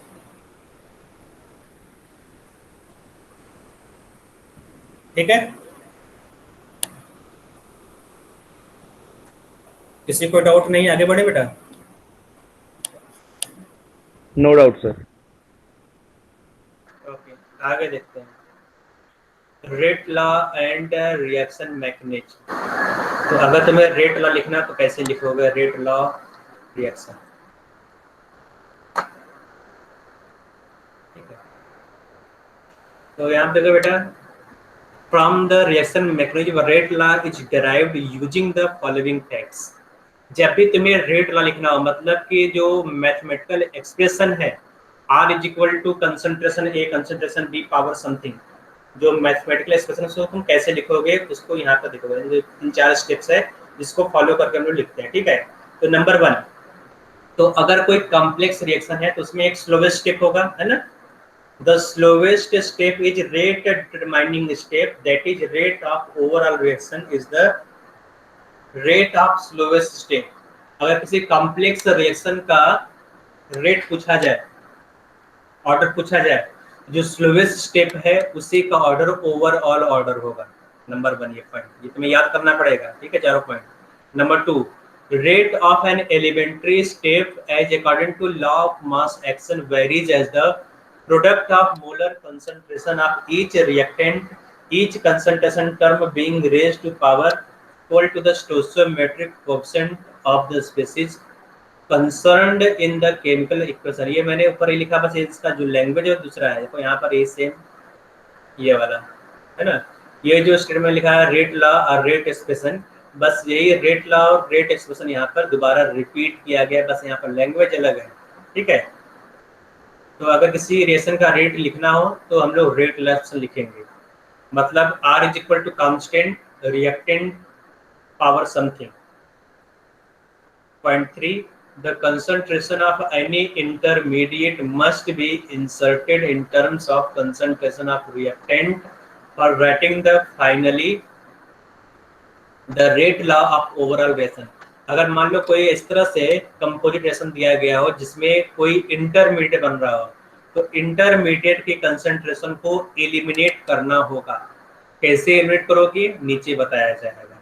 तो ये 3 स्टेप्स हैं यहाँ पर, ठीक है। जो सेकंड स्टेप है ये रेट लॉ एक्सप्रेशन का एक्सप्रेशन है, ठीक है। अब एग्जांपल नंबर 1 देख लेते हैं। एग्जांपल नंबर 1 है ओनली फॉर एलिमेंट्री रिएक्शन। अगर कोई एलिमेंट्री रिएक्शन दिया गया हो तो वहां पर हम लोग उसका रेट कैसे लिखेंगे, ठीक है।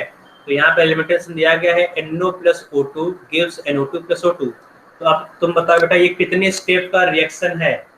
ये एलिमेंट्री रिएक्शन बेटा, तो एलिमेंट्री रिएक्शन कितने स्टेप्स के होते हैं कृष्ण? 1 है ना, 2। हाँ, तो यहाँ पर बेटा जो एलिमेंट्री रिएक्शन है, इस एलिमेंट्री रिएक्शन का, है ना, ये सिंगल स्टेप रिएक्शन है, तो यहाँ पर तुम्हें निकालना होगा इसका ऑर्डर और इसका मॉलिक्यूलरिटी। तो पहले तुम बताओ बेटा मॉलिक्यूलरिटी कितना है यहाँ पर? हाँ, मॉलिक्यूलरिटी यहाँ पर 2। देखो एक NO और दूसरा O2 रिएक्ट कर रहा है, तो यहाँ पर मॉलिक्यूलरिटी 2 होगा, ठीक है। अब तुम्हें यहाँ पर रेट लॉ एक्सप्रेशन लिखना है ना। तो रेट लॉ कैसे लिखो बेटा? रेट लॉ एक्सप्रेशन कैसे बनाओगे यहाँ पर, ठीक है। तो rate is equal to the, मैंने ऊपर बताया था, rate is equal to the rate constant NO power A होगा, है ना, इनटू O3 की पावर power B। अब तुम्हें मालूम है जो रिएक्शन दिया गया है ये एलिमेंट्री रिएक्शन है, ठीक है। देखो एलिमेंट्री रिएक्शन के लिए जो स्टोइचियोमेट्रिक कोफिशिएंट होगा वही स्मॉल a और स्मॉल b होगा, है ना। तो यहाँ पर जो स्टोइचियोमेट्रिक कोफिशिएंट है वही स्मॉल a स्मॉल b होगा। तो अगर तुम्हें लिखना पड़े रेट ऑफ रिएक्शन, तो rate of reaction is equal to k times NO power 1 into k times ozone power 1, ठीक है। तो 1 को लिखा जाता है, 1 को मत लिखो, ऐसे ही छोड़ दो, ठीक है। तो इस तरह से एलिमेंट्री रिएक्शन का रेट लिखोगे। इतना समझ में आ गया सबको? अगर एलिमेंट्री रिएक्शन है तो कैसे उसका रेट लॉ एक्सप्रेशन लिखेंगे, समझ में आ गया? किसी को डाउट है? नहीं, तो आगे बढ़ते हैं। तो मतलब एलिमेंट्री रिएक्शन में ऑर्डर और वो ऑर्डर ऑफ मॉलिक्यूल, हाँ, स्टोइचियोमेट्रिक कोएफिशिएंट सेम हो जाएगा, है ना। तो यहाँ पे जो स्टोइचियोमेट्रिक कोएफिशिएंट है वही हो जाएगा ऑर्डर, यहाँ लिख लो यहाँ पर, है ना।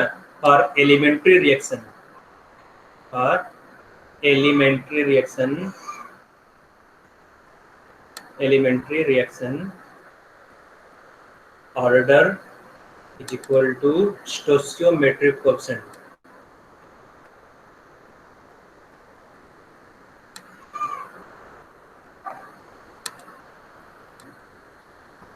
ठीक है, order is equal to stoichiometric coefficient. समझ में आ गया बेटा? अब एग्जांपल नंबर 2 में चलते हैं। जो एग्जांपल नंबर 2 एक कॉम्प्लेक्स या कंपोजिट रिएक्शन है, ठीक है। तो इसको देख लेते हैं, इसको तुम कैसे करोगे।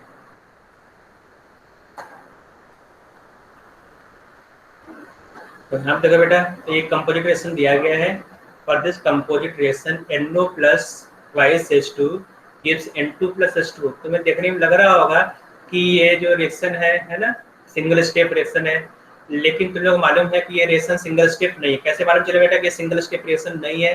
तो ये बताएगा, तुमने कल रिएक्शन को देखा, मॉलिक्यूलरिटी देख के सर मॉलिक्यूलरिटी 4 हो रही है, मोर देन 3। तो यहाँ पर जो मॉलिक्यूलरिटी है 2 + 2 4 आ गया, और जबकि मॉलिक्यूलरिटी 3 ज्यादा हो नहीं सकता। इसका मतलब ये कंपोजिट रिएक्शन या कॉम्प्लेक्स रिएक्शन है, ठीक है। तो जब भी कॉम्प्लेक्स रिएक्शन होता है तो इसका मैकेनिज्म होता है, तो इस कॉम्प्लेक्स रिएक्शन का नीचे मैकेनिज्म दिया रहेगा। सर तो इसमें तो रेट डिटरमाइनिंग स्टेप का ही रेट हो जाएगा ना रिएक्शन का। तो सुनो बेटा, थोड़ा सा बोलने दो मुझे, है ना, फिर तुम बोल लेना। तो इसका जो मैकेनिज्म उसको इस तरह देखोगे, ठीक है। तो स्टेप 1 जो है NO plus NO N2 plus O2 fast and reversible. जो स्टेप 1 है वो रिवर्सिबल है और फास्ट है, ठीक है। ये पूरा लिख कर तुम्हें इस तरह से दिया रहेगा, तुम्हें कुछ करने की जरूरत नहीं है, पूरा का पूरा क्वेश्चन दिया रहेगा। स्टेप 2 में N2 plus H2 gives N2। ये जो सेकंड स्टेप है ये स्लो स्टेप है ना। तो कोई एक ही स्टेप स्लो स्टेप होगा, तो ये स्लो स्टेप है, और जो स्लो स्टेप होता है वही तुम्हारा क्या होगा बेटा, RDS step, rate determining step. तो ये तुम्हारा हो गया RDS स्टेप, यहाँ लिख दोगे, है ना, कि ये जो स्टेप है या फिर ये जो है ना, यहाँ पर इसको तुम RDS स्टेप बोलोगे। तो ये तुम्हारा हो जाएगा RDS स्टेप, ठीक है। तो ये रेट डिटरमाइनिंग स्टेप हो गया। और अब इसका अगर रेट लिखना हो तो जो RDS स्टेप है उसी का रेट लिखा जाता है, ठीक है। जो स्लोवेस्ट स्टेप है उसी का, याद रखो बेटा, अगर कोई मल्टी स्टेप रिएक्शन दिया गया हो तो मल्टी स्टेप रिएक्शन में RDS रिएक्शन, जो RDS स्टेप है उसी का रेट लिखोगे, ठीक है। तो ये एक मल्टी स्टेप रिएक्शन है, तो यहाँ पर जो सेकंड स्टेप है इसी का रेट लिखोगे। तो आप इसका रेट कैसे लिखोगे बेटा, यहाँ लिखोगे रेट ऑफ किसी रिएक्शन के में 2 स्लो स्टेप हो सकते हैं। ऐसे बेटा स्लोवेस्ट स्टेप मैं बोला हूँ, स्लो स्टेप में स्लोवेस्ट स्टेप, यहाँ स्लो लिखा गया है, लेकिन जब तुम ऊपर डेफिनेशन पढ़ोगे जो स्लोवेस्ट स्टेप होता है वही RDS स्टेप होगा, ठीक है। ओके, स्लोवेस्ट स्टेप को लिखे होगा। सो रेट, तो क्या होगा बेटा, rate is equal to rate constant, है ना। सर मुबस्सिर का चैट में एक डाउट आया है,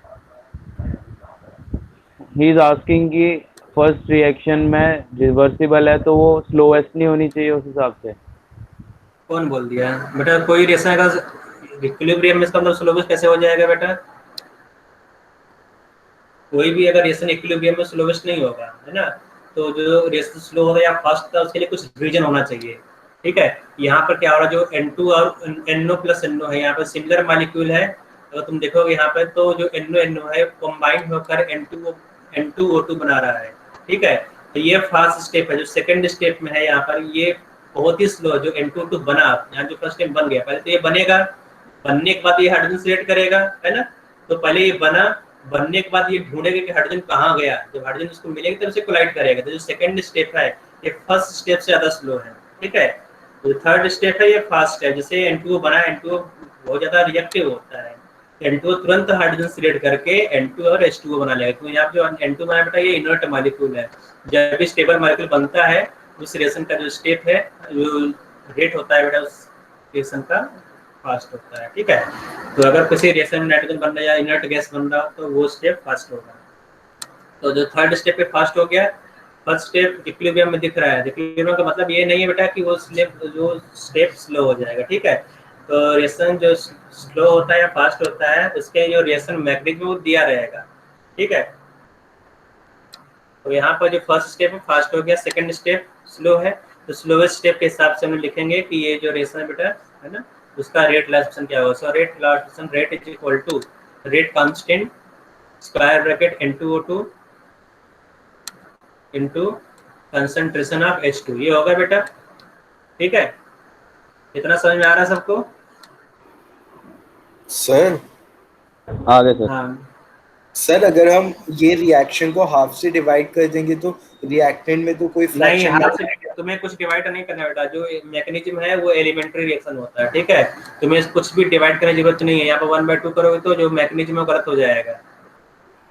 ओके सर, ठीक है बेटा, जो मैकेनिज्म जो दिया रहेगा बस उसे करना है, तुम्हें कुछ भी उसमें छेड़छाड़ नहीं करना है।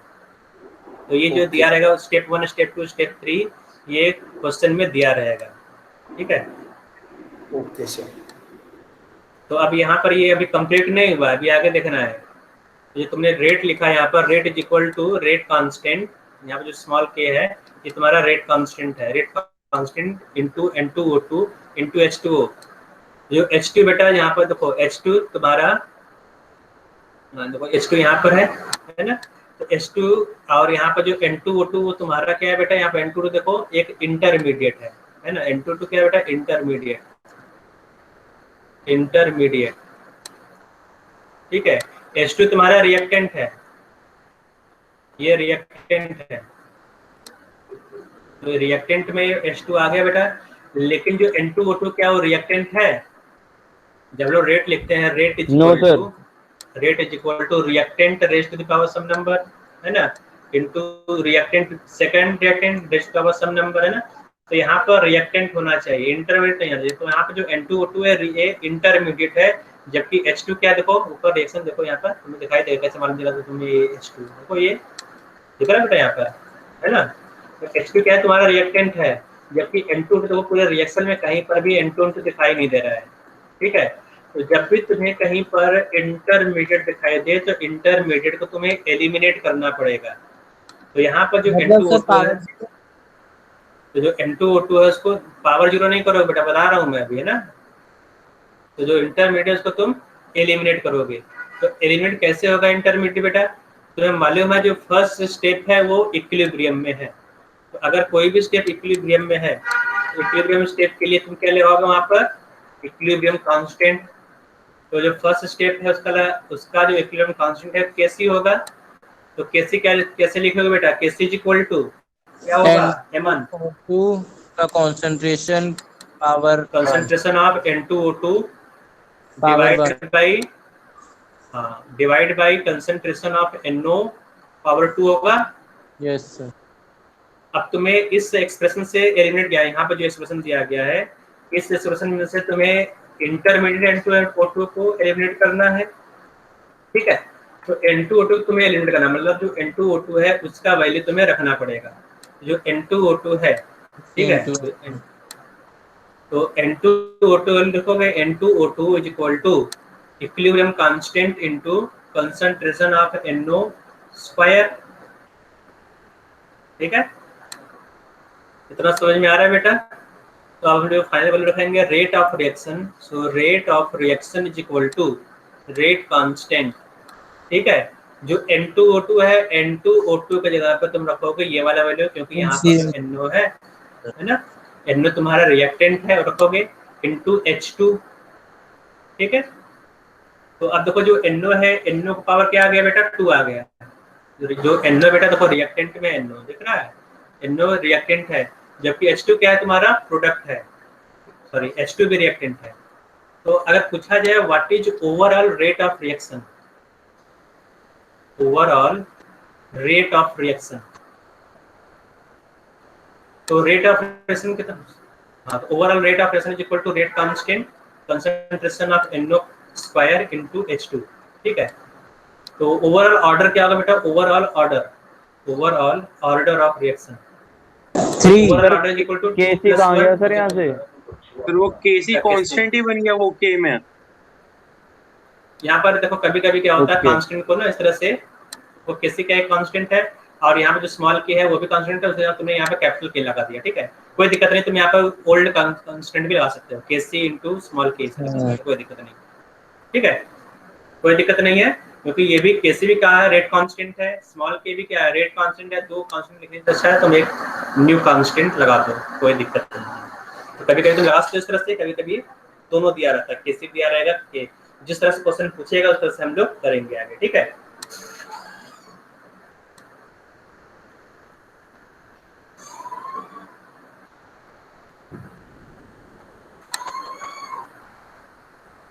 और किसी कोई दिक्कत बेटा यहाँ तक,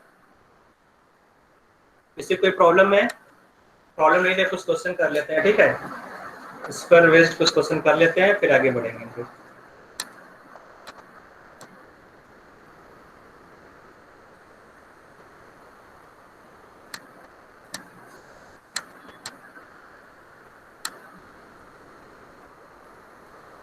क्वेश्चन है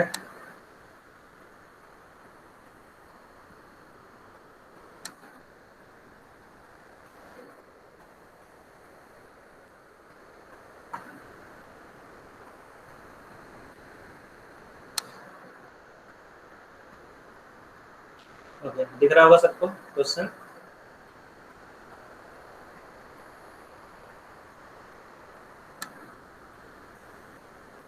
ओके बेटा यहाँ क्वेश्चन को देखो, during the kinetic study of reaction twice A plus B gives C plus D following results were obtained. तो एक्सपेरिमेंट किया गया, एक्सपेरिमेंट के बाद ये रिजल्ट मिला है नीचे, ठीक है, तो ये जो डेटा दिया गया, जो टेबल दिया गया है, ये एक्सपेरिमेंट करने के बाद तुम्हें मिला है, तो ये हमेशा दिया रहेगा क्वेश्चन में, ठीक है। इसके बाद पूछ रहा है based on the above data which one of the following is correct, ठीक है। तब तुम्हें यहाँ पर करेक्ट बताना कि कौन सा करेक्ट स्टेटमेंट है। तो यहाँ पर 4 दिया गया, 4 रेट ट्रांसफॉर्म बनाया गया, रेट इज इक्वल टू के ए टाइम्स बी स्क्वायर, सेकंड है के ए स्क्वायर बी, थर्ड है के ए बी और लास्ट है के ए स्क्वायर बी स्क्वायर, ठीक है। तो अब तुम्हें इस रिएक्शन को देखकर बता नहीं पाओगे, क्योंकि जो रिएक्शन में जो स्टोइचियोमेट्रिक कोएफिशिएंट है, स्टोइचियोमेट्रिक कोएफिशिएंट और ऑर्डर दो अलग अलग चीज होता है, ठीक है। यहाँ पे जो ऑर्डर है और स्टोइचियोमेट्रिक कोएफिशिएंट वो अलग अलग चीज होगा यहाँ पर। तो अब जो डेटा दिया गया, जो टेबुलर फॉर्म में डेटा दिया गया, उसका यूज करके हम लोग बताएंगे कि जो हमारा ऑर्डर है वो कितना होगा रिएक्शन का, ठीक है। जैसे यहाँ पे देखो बेटा, यहाँ पर जो दिया गया है ना, तो यहाँ पर दिया गया, इसमें देखो क्वेश्चन में देखो, यहाँ पर क्लियर नहीं आ रहा है इमेज। तो जो ए है, ए का कंसंट्रेशन दिया गया है ए मोल पर लीटर, ठीक है। तो मोलरिटी दिया गया है ए का, जो रिएक्टेंट ए है बेटा, यहाँ पे जो रिएक्शन दिया गया है, रिएक्शन को मैं तो काफी कर दे रहा हूँ यहाँ पर रिएक्शन को, ठीक है। तो इस रिएक्शन को देखो बेटा, तो यहाँ पर जो एलिमेंट्री मान के करेंगे ना, नहीं, यहाँ पे जो दिया गया ए और बी रिएक्टेंट मान चलोगे, ठीक है, ए और बी तुम्हारा रिएक्टेंट, एलिमेंट्री ऐसे नहीं मानोगे, नहीं। अब देखो इस तरह से जब एक्सपेरिमेंटल डेटा दिया गया है तो तुम्हें इस एक्सपेरिमेंट को स्टडी करके करना पड़ेगा। अगर तुम इसको एलिमेंट्री मानोगे तो ए के पावर 2 हो जाएगा, बी पावर 1 हो जाएगा, है ना, समझ में आ रहा है बेटा। अगर तुम इसको एलिमेंट्री मानोगे तो रेट ऑफ रिएक्शन क्या होगा, rate is equal to rate constant a square b आएगा, जबकि जो आंसर है बेटा यहाँ जो ऑप्शन दिया गया है ना, इसमें जो करेक्ट ऑप्शन बेटा ए फर्स्ट वाला है, इसका उल्टा है, देखो है ना, इसका मतलब ये Yes, नहीं sir. चलेगा। तो अगर इस तरह से एक्सपेरिमेंटल डेटा दिया गया हो तो वहां पर एलिमेंट्री नहीं होता, वहां पर डेटा का यूज करके हम लोग ऑर्डर निकालेंगे। तो अब तुम्हें इस डेटा को देखकर ऑर्डर निकालना पड़ेगा, ठीक है। तो अब देखो तुम्हें मालूम नहीं है कि यहाँ पर ऑर्डर क्या होगा, ए या बी का ऑर्डर क्या होगा। जब तुम्हें ऑर्डर मालूम नहीं है तो वहां पर जो ए का ऑर्डर है उसको अज्यूम करोगे, ठीक है। ए का जो ऑर्डर है उसको स्मॉल ए अज्यूम करोगे, बी का जो ऑर्डर है उसको स्मॉल बी अज्यूम करोगे, ठीक है। जब इस तरह क्वेश्चन दिया जाए तो वहां पर ए और बी का ऑर्डर अज्यूम करोगे। तुमने लिख लिया ए स्मॉल बी, तो अगर तुम्हें ऑर्डर मालूम चल गया स्मॉल बी तो रेट भी तुम लिख सकते हो। सो रेट ऑफ रिएक्शन, तो rate of reaction is equal to rate constant, तो यहाँ पे तुम लगाओगे rate constant small k square bracket concentration of a power small a concentration of b power small b, ठीक है। तो ये तुम्हारा हो गया रेट ऑफ रिएक्शन। लेकिन जो स्मॉल ए और स्मॉल बी है ये वाले तुम्हें यहाँ पर न्यूमेरिकल वैल्यू यहाँ पर रखना पड़ेगा टेबल से देखकर, ठीक है। तो यहाँ पर स्मॉल ए स्मॉल बी का वैल्यू तुम कैसे रखोगे, कैसे निकालोगे। तो यहाँ पर दो चीजें हैं। यहाँ पर क्या होता है कि ए को कांस्टेंट रखकर बी को, देखो यहाँ पर क्या है ए और बी वेरी कर रहा है ना, तुम एक बार क्या करोगे ए को कांस्टेंट रखकर बी का कंसंट्रेशन वेरी करोगे। सेकंड टाइम क्या करोगे बी को कांस्टेंट रखकर ए का कंसंट्रेशन वेरी करोगे, ठीक है। तो उससे हमको ए और बी का वैल्यू मिल जाएगा। अब देखो यहाँ पर जो ए है ए को कांस्टेंट रखना है। तो अब तुम्हें टेबल पे जो डेटा 2 और डेटा 3 को देखो, टेबल में बेटा जो डेटा 2 और डेटा 3 दिख रहा है बेटा, यहाँ पर ए का कंसंट्रेशन 0.3 है, 0.3 दिख रहा है, और जो बी का कंसंट्रेशन वो वेरी कर रहा है, दिख रहा है कि नहीं बेटा सबको। टेबल पढ़ने आना चाहिए। Yes, sir.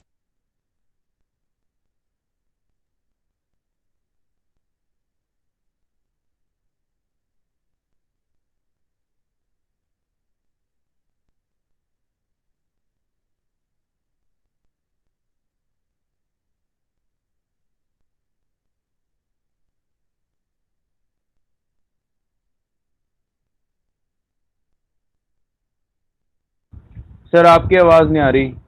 Sir, yes, sir. Voice नहीं आ रही। हेलो, आवाज आ रहा है? सर हमारा भी चला गया। आ गई। ओके। तो अब यहाँ बेटा जो रो 2 है, रो 2 का वैल्यू यहाँ पर रखेंगे, ठीक है। तो रो 2 में जो रेट ऑफ रिएक्शन देखो, रेट ऑफ रिएक्शन रो 2 में लिखा हुआ 7.2 × 10⁻², ठीक है। तो रेट ऑफ रिएक्शन यहाँ रख दोगे और रो 2, तो rate of reaction is 7.2 × 10⁻², that is equal to rate constant concentration of A का कंसंट्रेशन बताओ बेटा तुम लोग टेबल देखकर, और row 2 concentration of A is equal to 0.3 power A into concentration of B कितना है यहाँ पर 0.2 पावर बी, 0.2 पावर बी, ठीक है। तो इसको तुम्हें मान लिया ये तुम्हारा हो गया क्वेश्चन नंबर 1, ठीक है। अब आ जाओ रो 3 पर। रो 3 में रेट कितना है बेटा 2.88 to 10⁻⁻1 10⁻⁻1 that is equal to the rate constant into 0.3 to the power a 0.3 power a into 0.4 की पावर b, ठीक है। तो ये जगह तुम्हारे क्वेश्चन नंबर 2। तो इक्वेशन 1 और 2 को डिवाइड करो। जब 1 और 2 को डिवाइड करोगे तो जो स्मॉल b है उसका वैल्यू आ जाएगा, ठीक है। सर स्मॉल b का वैल्यू 2 आ गया सर, ठीक है। तो पहले डिवाइड कर लेते हैं तो देखते हैं, ठीक है। तो यहाँ पे कितना जाएगा 7.2 × 10⁻² divide by 2.88 × 10⁻1 is equal to k से की कैंसिल हो जाएगा, 0.3 पावर ए है ना, तो सेम नंबर डिवाइड होकर 1 हो जाएगा, ठीक है। तो ये फर्स्ट टर्म 0 हो गया, तो सेकंड टर्म बचेगा 0.2 डिवाइड बाई 0.4 पावर बी, ये होगा बेटा। तो अब इसको सॉल्व करोगे, तो सॉल्व करने में कितना है बेटा यहाँ पर, इसको सॉल्व करोगे बेटा है ना सर B2 आ गया सर। तो सॉल्व करने पर B2 आ रहा है, B नहीं। इक्वल टू करो, सॉल्व करो, मैं कर दूं। सर आप बता दो एक बार। सर बी का वैल्यू 2 आएगा। हाँ तो बी अब देखो यहाँ पे क्या होगा, तो 7.2 इंटू 10 पावर -2 है ना। तो यहाँ पे जो डेसिमल वैल्यू में कन्वर्ट कर लो या फिर इसको इंटीग्रल वैल्यू में कन्वर्ट कर लो, इसको इस तरह से ना। तो यहाँ पे डिवाइड करके कुछ लाना पड़ेगा तुम्हें। तो यहाँ देखो ये हो जाएगा 2 डिवाइड बाई 4, तो हो जाएगा 1/2 होगा ना, 1/2 पावर बी। अब ये देखोगे तो यहाँ पर आ जाएगा 7.72 हो जाएगा। हाँ तो हो जाएगा 0.72 into 10 power -1 divide by 2.88 into 10 power -1। तो 10 पावर -1 कैंसिल हो गया, तो 7.2 4 टाइम्स करोगे तो 288 आ जाएगा यहाँ पर, आ जाएगा। ठीक है। तो हो जाएगा ये हो जाएगा 1/4, ये जो नंबर है हो जाएगा 1/4। So 1/4 is equal to 1/2 power B. तो फ्रॉम हियर 1/2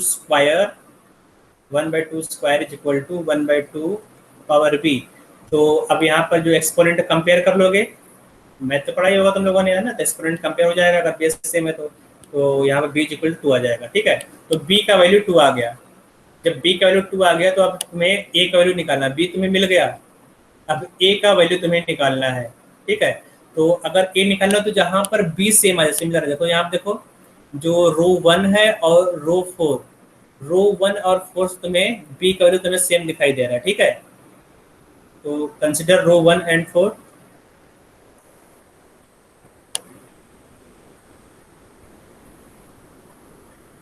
ठीक है, रो और 1 4 का डाटा ले लो। तो यहाँ पर रेट तुम्हें क्या मिलेगा, 6 into 0 into 10 power -3 is equal to rate constant.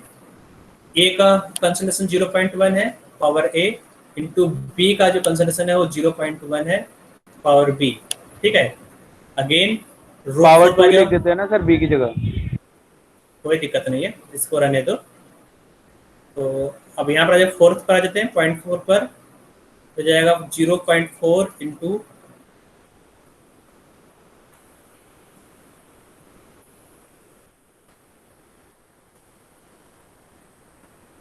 तो ये कितना आ रहा है बेटा, यहाँ पर इसको डिलीट कर देते हैं।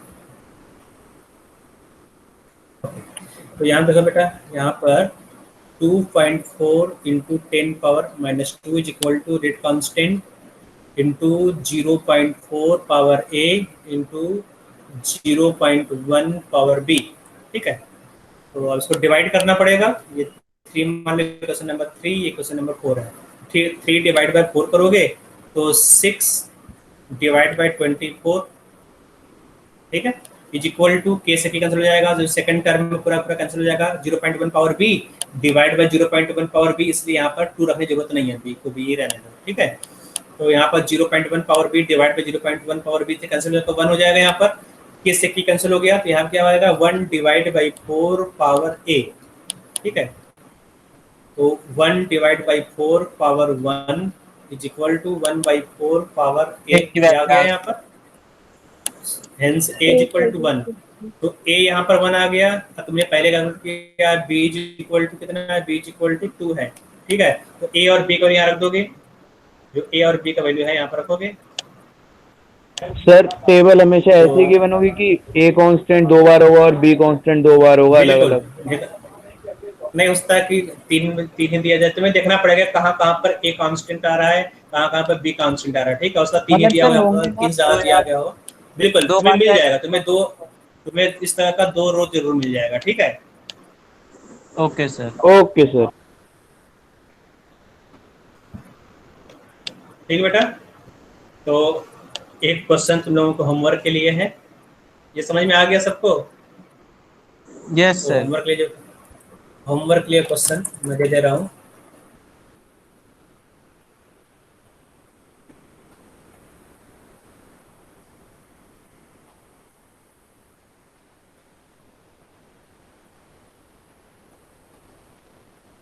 नहीं ये क्वेश्चन नहीं है, क्वेश्चन